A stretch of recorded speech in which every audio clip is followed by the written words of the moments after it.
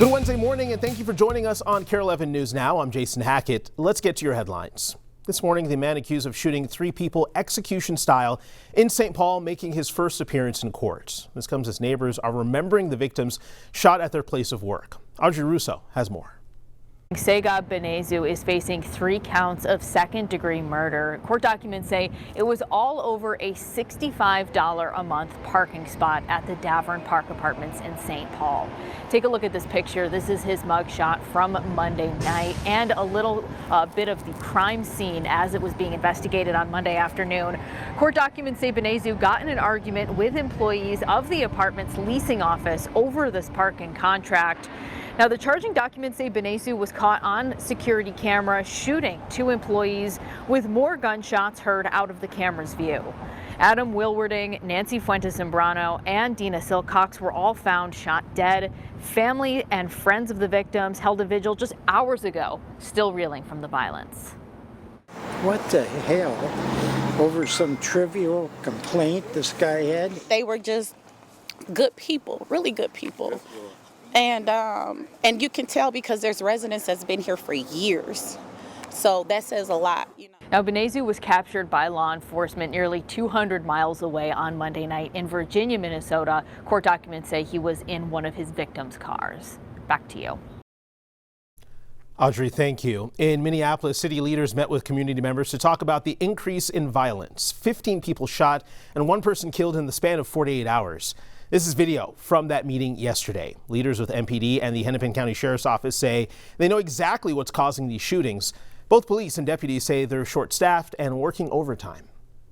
We're seeing the same people. We can keep saying that it's a small number of people that are committing these crimes over and over again, but let's talk about the great impact that small number is having on the community.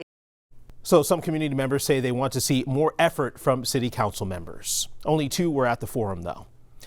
This morning, one of the masterminds in the Feeding Our Future bribery case will learn his sentence. Abdiaziz Farah says he was behind the idea to bribe a juror with $120,000 in exchange for not guilty verdicts. Farah is already serving 28 years in prison for stealing millions in taxpayer money through the meal fraud scheme. Prosecutors say he also laundered most of the money abroad, sending it to Kenya. So far, the federal government has recovered around $75 million.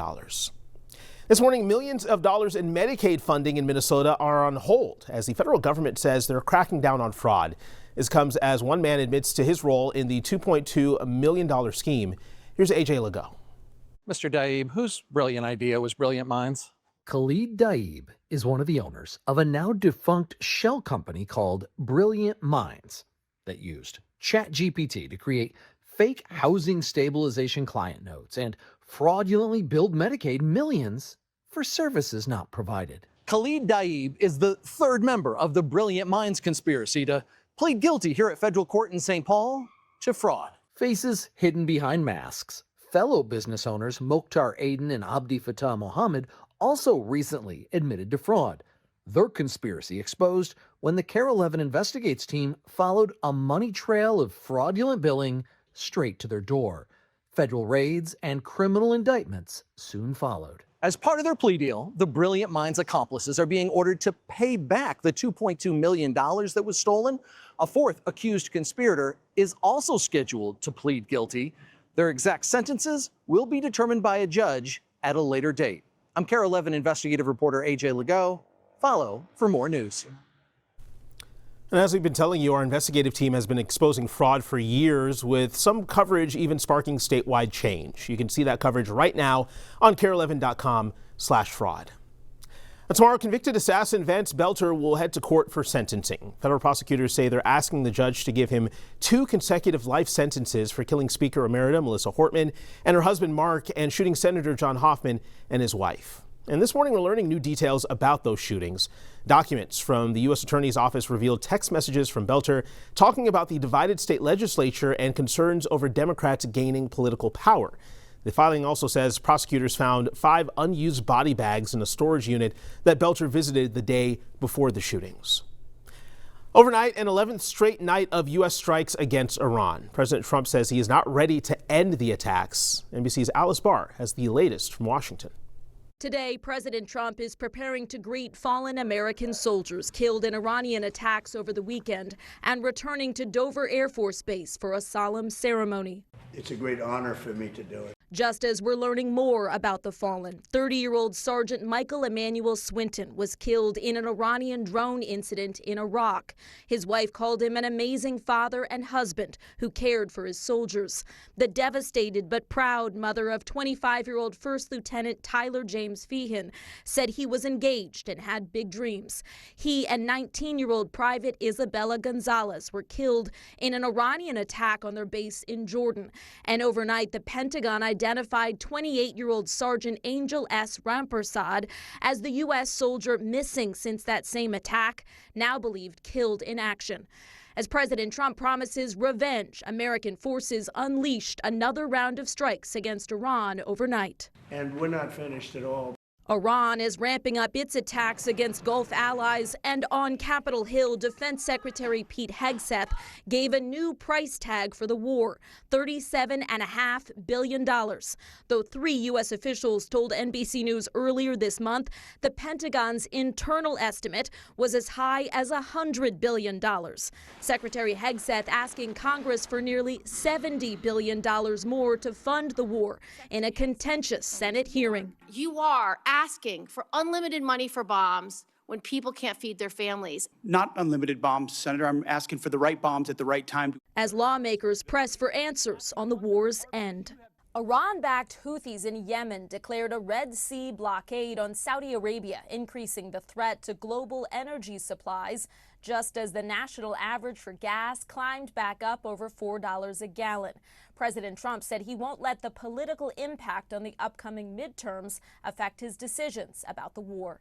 In Washington, Alice Barr, NBC News. Well, tonight in St. Paul, City Council leaders will have a public hearing on their plan to clear homeless encampments. Earlier this month, officials announced their plan to close all encampments around the city, starting with Pig's Eye Park. According to the city, there's been an increase in reports of fires, sexual assaults, and thefts. Advocates say forcing people out might start even more problems. Today's hearing is set for 4:30. An update on the devastating apartment fire in St. Louis Park. Adding insult to injury, the city says police are investigating 6 burglary reports since that fire happened just 5 days ago. In fact, one resident told us he believes his wallet was stolen from his unit. Police are asking anyone else who believes they were robbed to contact them. The city of St. Louis Park says officers will continue to patrol the area. The fire's cause still under investigation. Right now, Twin Cities recipients of the 2026 John F. Kennedy Profile and Courage Award holding a press conference following recent deadly shootings involving ICE in Texas and Maine. They received the award back in May for their peaceful protests and actions during Operation Metro Surge in Minnesota. Now, local community leaders say they're calling for an investigation and stronger constitutional oversight. New data this morning shows Americans are avoiding their favorite fast food chains because of cyclospora. According to Placer AI, foot traffic at Taco Bell dropped nearly 19% on July 16th. That's the day the FDA announced that tests showed lettuce served at the chain was behind the outbreak, which the FDA now says was a false positive. But it's not just Taco Bell taking the hit here. Subway's traffic also fell 19%, while Chipotle and Panera decreased by 10%. Some chains are even seeing their stock prices go down. For example, Sweetgreen reported its shares fell 8% on Monday. Pet owners can now fill some of their dogs' medications at CVS pharmacies. According to CVS, owners can bring a written prescription or have their vet contact the pharmacy directly. They'll offer medications including antibiotics, allergy treatments, flea and tick preventatives, and pain relievers. The new option is available at roughly 9,000 CVS pharmacies. Minnesotans' love affair with ranch just reached a whole new level. The State Fair released a list of all the new drinks debuting at the Great Minnesota Get-Together, and get this, there is now a ranch beer. You heard that right. You're taking a look at it right here. Dual Citizen Brewing is serving up a ranch dressing flavored cream ale with a ranch seasoned salt rim. And that's not the only wacky drink that made this list. This year, there's also a dill pickle seltzer served with a cheese cube and a meat stick. And if those feel a little bit too crazy, and I know they feel crazy to me, there's a new churro cream ale. That one is the one I will probably be drinking at the fair. Again, only 36 days away. Stick with us. More news and weather coming up after the break.